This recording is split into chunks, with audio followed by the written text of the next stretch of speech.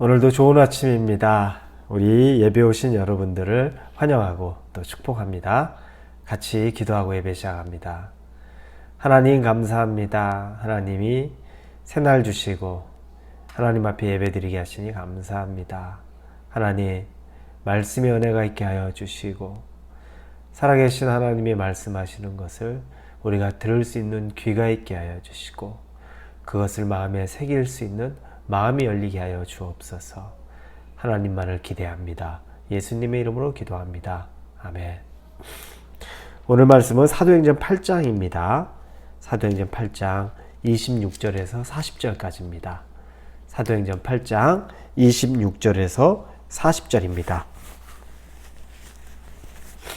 찾으셨으면 우리 8장 26절에서 40절 같이 읽도록 하겠습니다. 주의 사자가 빌립에게 말하여 이르되 일어나서 남쪽으로 향하여 예루살렘에서 가사로 내려가는 길까지 가라니 그 길은 광야라.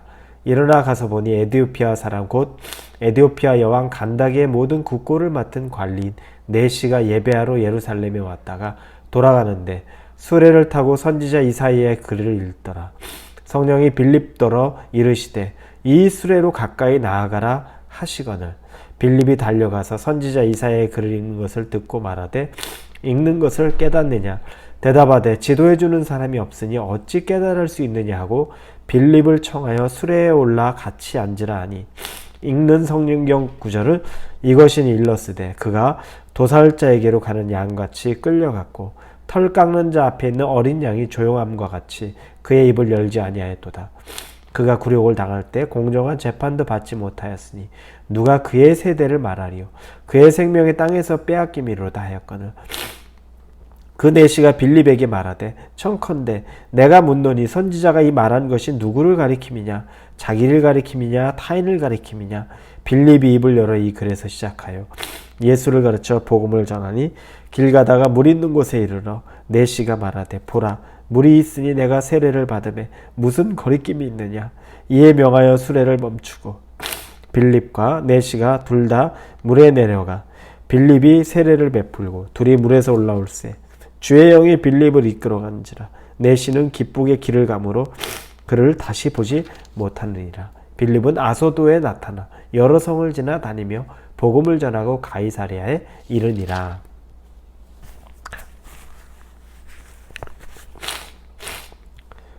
오늘 빌립을 보면서 성령께서 우리의 삶을 어떤 부분에서 역사하시는지를 언뜻 보게 됩니다. 성령의 역사하심은 굉장히 실제적입니다.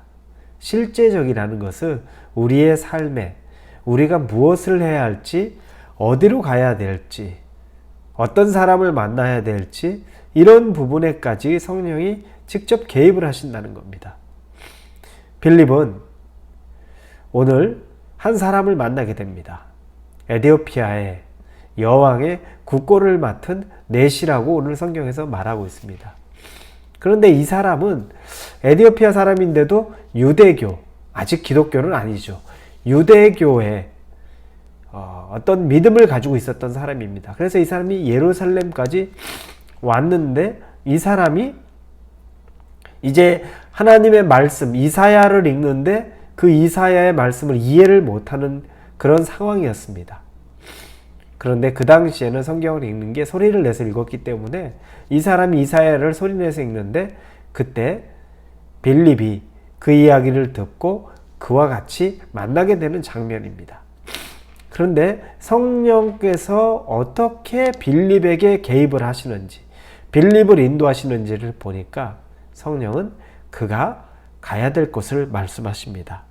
26절에 주의 사자가 빌립에게 말하여 이르되 일어나서 남쪽으로 향하여 예루살렘에서 가사로 내려가는 길까지 가라 하니 조금 그렇게 출발하라 가라 어느 방향으로 가라 성령이 이렇게 이야기를 합니다. 그런데 가다 보니까 정말 이 에티오피아 네시 여왕의 국고를 맡은 네시를 만나게 되죠. 그리고 나서 29절에 성령이 빌립더러 이르시되 이 수레로 가까이 나아가라 하시거늘 수레로 또 가까이 가라 그럽니다.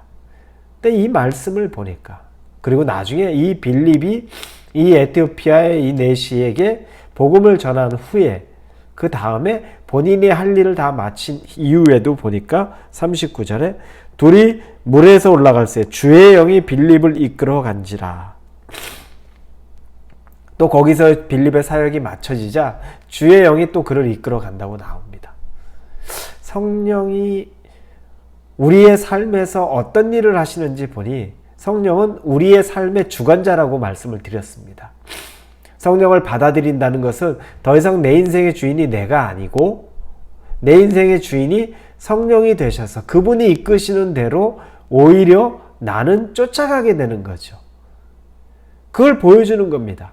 내가 가야 될 곳을 내가 정하지 않고 내가 가야 되고 행해야 될 것을 내 스스로가 정하기보다 성령이 인도해 주시는 겁니다. 이끌어 주시는 겁니다. 빌립을 통해서 우리는 그 사실을 명확하게 보게 됩니다. 근데 너무 많이 놓치고 있죠. 이런 것까지 저런 것까지 물어봐야 되나? 맞아요.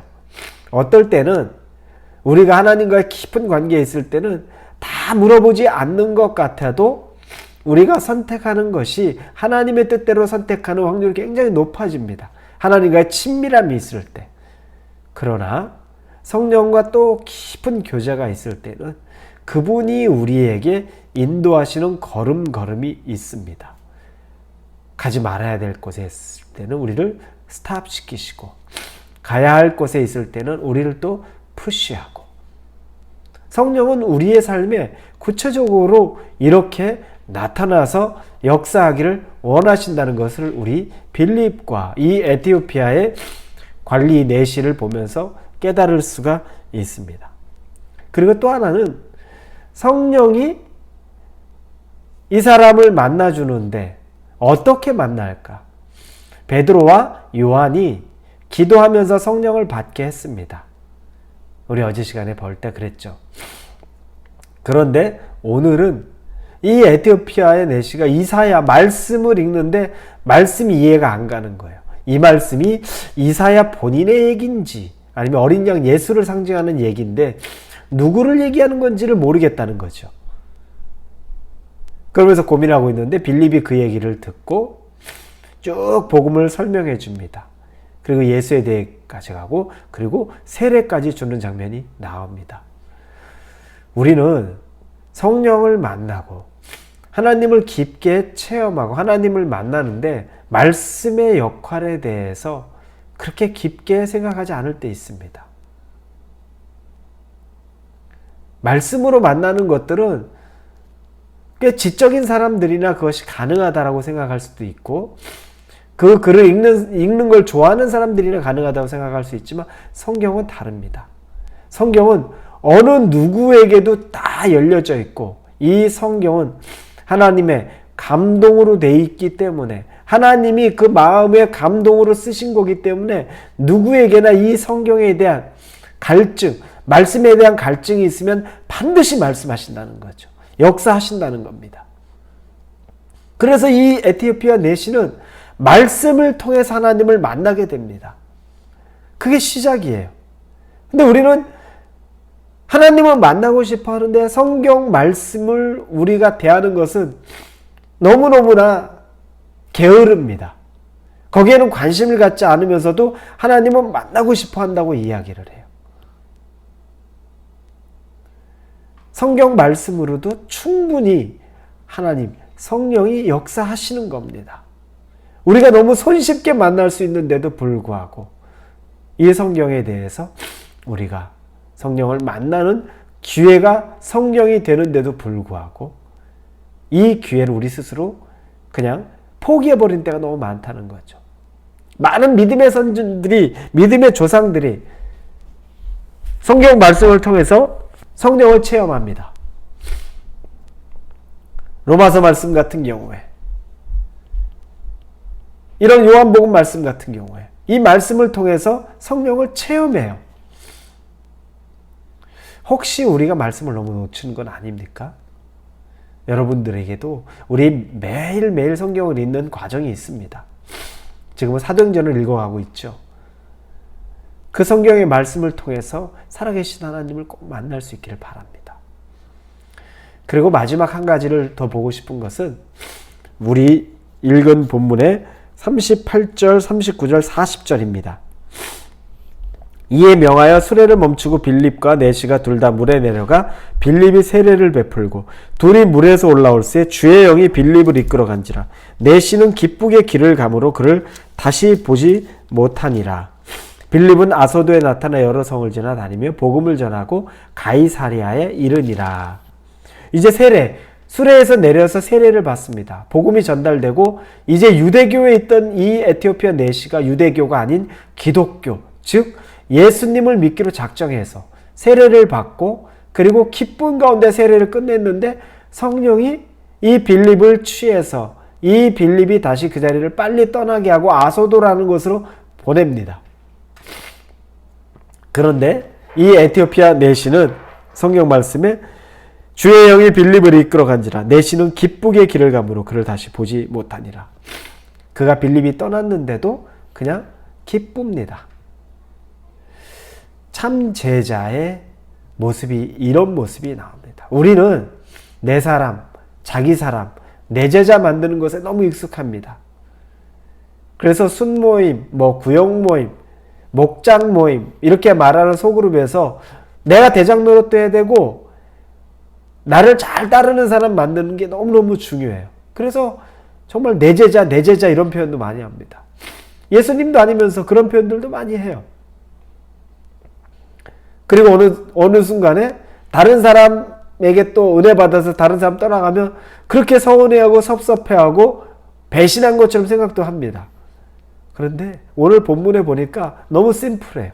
빌립은 자기가 해야 될 복음 전하는 거, 그리고 뒤도 돌지 않고 성령이 이끄시는 대로 거기서 그걸 감상하고 내가 이 사람 변화시켰다, 내가 복음 전했다, 내가 이 사람에게 영향력 끼쳤다. 그래서 자기 만족이 있을 틈이 없어요. 성령이 그를 이끌어서 아소도라는 곳으로 갑니다. 미련 없이 떠나요. 본인이 도구로 쓰였던 것을 끝내면 미련 없이 떠나요. 그리고 이 에티오피아 내시도 빌립이 떠난 것 때문에 너무 아쉬워하고 빌립 때문에 내가 그 사람한테 도를 얻었는데 마음을 그럴 수 있지만 그 사람에게도 남는 건 뭐냐면 복음만 남아 있습니다. 예수 그리스도의 복음만 남아 있는 거예요. 가장 건강한 제자도의 관계라는 건 오직 스승이나 제자나 이 두 사람이 남는 것이 아니라 복음만 남아있고 복음의 흔적만 있으면 그것만큼 파워풀한 게 없고 그게 가장 옳다는 겁니다. 내 제자 만들 이유도 없고 꼭 내 스승이 돼서 내 멘토가 되어서 그래야 될 이유도 없는 겁니다. 때에 맞춰서 붙여주시고 헤어지면 감사하고 사랑하는 관계로 또 헤어지는 겁니다. 그리고 하나님이 또 다른 관계를 붙여주고 또 다른 관계에 머물게 해주시면 감사하고 사랑하는 관계로 또 있는 겁니다. 그러나 그 중간 매개, 가장 중요한 핵심은 예수 그리스도의 사랑과 복음, 그것만 살아남아 있으면 된다는 겁니다. 빌립도 미련 갖지 않고 내시도 미련 갖지 않고 복음으로 둘 다 기뻐하고 자기의 갈 길을 떠나갑니다. 우리는 사람의 관계 때문에 집착해서 그런 관계를 만들어가는 거 옳지 않다는 걸 이야기해 주는 겁니다. 사랑하는 우리 올리웨이브 성도 여러분, 성령은 여러분에게 개인적으로 말씀하기를 원합니다. 여러분의 삶을 직접 인도하기를 원합니다. 그리고 성령은 성경 말씀을 통해서 우리에게 드러내기를 원하십니다. 그리고 성령을 통해서 만난 사람들은 복음만 남습니다. 저 사람, 내 사람 이런 관계들은 별로 남지 않습니다. 오늘 이 말씀을 붙잡고 하나님 안에서 성령으로 가득한 기쁨 가운데 사시는 저와 여러분이 되기를 주님의 이름으로 축원합니다. 같이 기도합니다. 하나님 아버지 감사합니다. 성령이 얼마나 섬세하게 우리의 삶을 인도하기 원하시는지 빌립을 보며 느낍니다. 어디로 가야 되는지, 심지어 술에 가까이 가라는 말씀까지도 하시랍니다. 그리고 이 성령은 우리가 읽는 말씀을 통해서 우리에게 은혜와 생명을 전하는 수단입니다. 왜냐하면 하나님의 영이 말씀으로 역사하기 때문입니다. 그리고 참된 복음이 전달될 때는 내 사람의 제자, 사람의 스승이 중요한 것이 아니라 오직 그리스도가 우리에게 남긴 기쁨만이 있습니다. 그와 같은 삶 오늘 하루도 우리가 누리고 살게 하여 주옵소서. 예수님의 이름으로 기도합니다. 아멘.